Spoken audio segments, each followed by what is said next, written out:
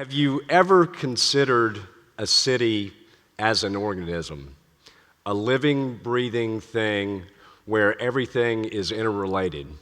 From healthcare and education to economic development and job creation, the arts, everything is intertwined.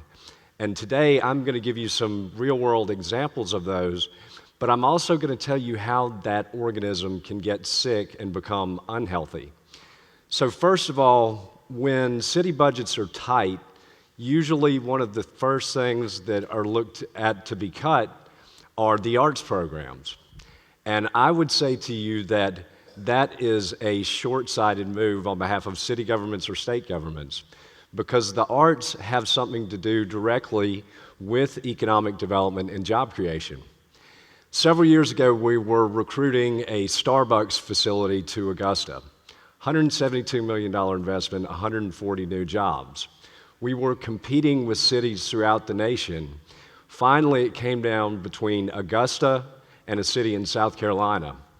Ultimately, what tipped the balance in the favor of Augusta, Georgia, was the strength of our arts and cultural community.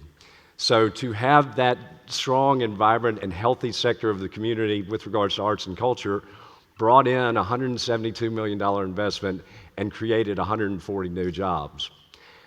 I'd like to talk to you a little bit about community revitalization as well, neighborhood revitalization. So Harvard Student Design magazine several years ago said that our neighborhood revitalization efforts here in Augusta are potentially game changers for the rest of the nation. And that's centered around the historic African American neighborhood of Lady Walker, Bethlehem. Well, several years ago, I was speaking to a civic group, and I got the question, why are my taxpayer dollars going to build houses in the inner city? And needless to say, I was very happy to get that question, and I shared with my citizen that the funding for the program was coming from a $1 increase on the hotel motel room fee. So the funding was coming from other people, visitors to the area, not from that taxpayer's pocket.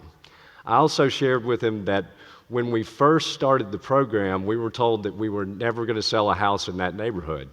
Well, now we can't build them fast enough. It's also added $4 million to the tax base, which helps us keep taxes in the area of the city where this gentleman lived low. So it's return on investment. And at this point, we are now at a 7-to-1 private to public investment ratio with that initiative. So it makes good sense. Crime has gone down in the neighborhood, which helps free up resources for the sheriff's department and law enforcement. But what's happening in the inner city has an impact throughout the community. To have improved the health of that neighborhood has improved the health of the overall organism. Now, what makes cities or organisms sick? I will tell you, because I've witnessed it firsthand here in Augusta, but it happens in cities throughout the nation and throughout the world. Short-sighted, narrow-minded, self-serving politics where elected officials play one part of the city off the other or one district off the other leads to a situation much like an autoimmune disease within the human body. The city's fighting against itself. So this decreases the health of the city and really hurts the organism and effectively hurts us all. Now, what do you do to really heal the patient, to heal the city, to heal the organism?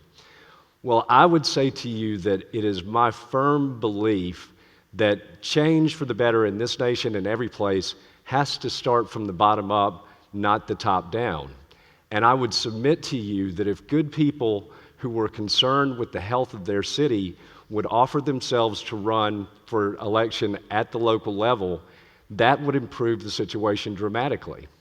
And can you imagine if this was done in every city when people weren't doing it for a career in politics, they were doing it because they were connected to their city and loved their city? I think that we would have a revolution. And I will share with you my own story. When I was first interested and announced that I was running for mayor, I was taken by a group of people that I knew and respected in the back room. It was not smoky, but it was a back room. They do exist. And I was told not to run, that I would only get 6% of the vote. and that I didn't have the political, wait for it, connections. But what I knew that I had was a connection with the people of the city I love, Augusta, Georgia. So after I was told that I wouldn't get any African American votes, I wouldn't get any older votes, I went on to win 3 elections with an average of 64% of the vote in a majority African American city. So it can be done.